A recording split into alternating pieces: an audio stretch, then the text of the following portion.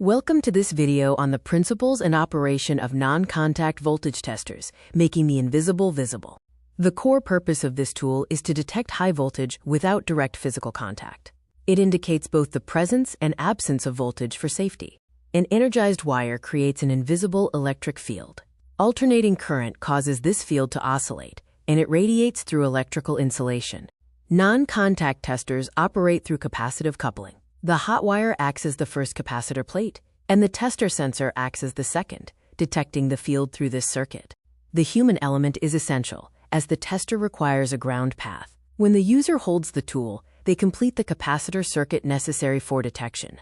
The sensor catches a faint alternating current signal. Schottky-Schmidt triggers amplify this signal, which then triggers a visual light and a sound alarm.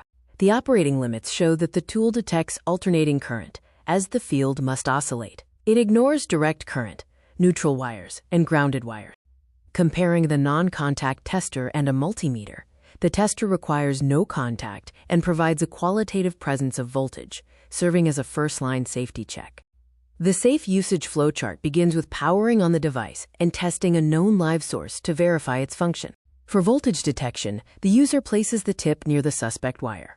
A consistent beep and red light indicate that voltage is present. Beware the danger of false positives. The tool may signal voltage when the wire carries none, often caused by static electricity or high sensitivity settings. False negatives are extremely dangerous. The tool may be silent while the wire is live due to weak batteries or shielded wiring blocking the electric field. The diagnostic synthesis matrix shows that a beeping tool with a dead wire is a false positive. A silent tool with a live wire is a dangerous false negative, requiring checks for battery and shielding. Operational imperatives include always testing a known live source first, never trust a silent tool on a shielded wire, and verify dead wires with a multimeter. Always respect the invisible electric field.